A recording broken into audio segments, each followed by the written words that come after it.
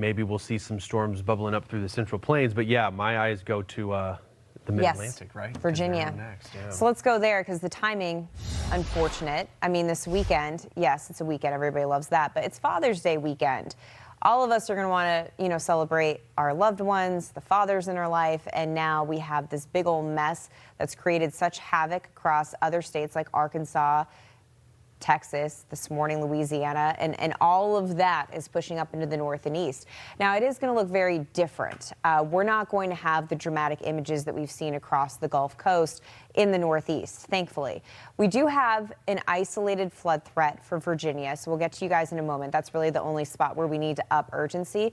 But otherwise, we're just talking about a very inconvenient layout. But it's not a washout, and that's the take home here. You're going to be able to capitalize on some time outside this weekend. By the way, look at New York. It just looks hot. Yeah, it does. It's hot, it's humid, we have a little smoke in the air, so air quality not great today. That's a silver lining. Rain at least improves air quality, so just trying to point out glass half full. There you go. Because you look at the water vapor loop and you're like, ugh. I know. It's hot.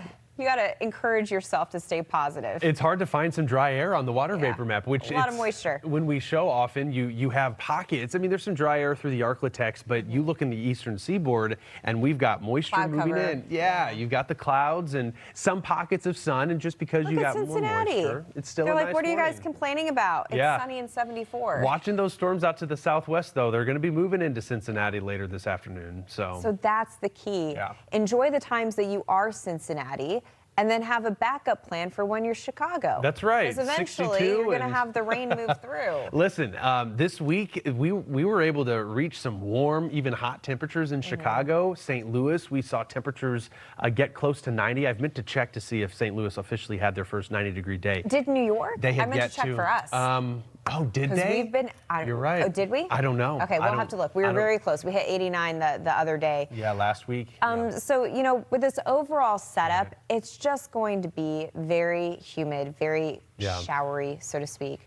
I think Sunday morning is probably the best bet for a lot of folks to find a dry stretch of weather to get out for a little bit.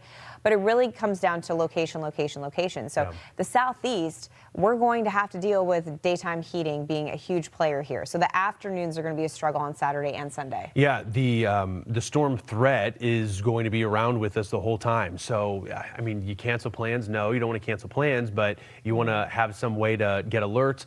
Especially with lightning. Yeah. I mean, the safety aspect there. It's true. And Fox Weather App's actually a really handy tool. Marissa talks about it a lot. It gives you an idea with lightning detection. Detecting I use this all the time with my kids, too.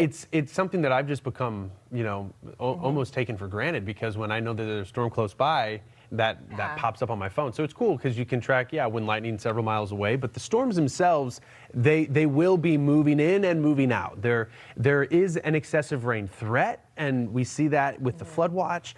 The nice thing, if there is a nice thing, and DC is also included in this, is that once the rain moves out, it's going to be intermittent, but we have some heavy rain potential. So if we get today. street flooding, it's going to be in the heat of the moment, Yeah. and then it's going to be gone. But that's a real big annoyance when you're talking about this particular location. Right. DC to Richmond.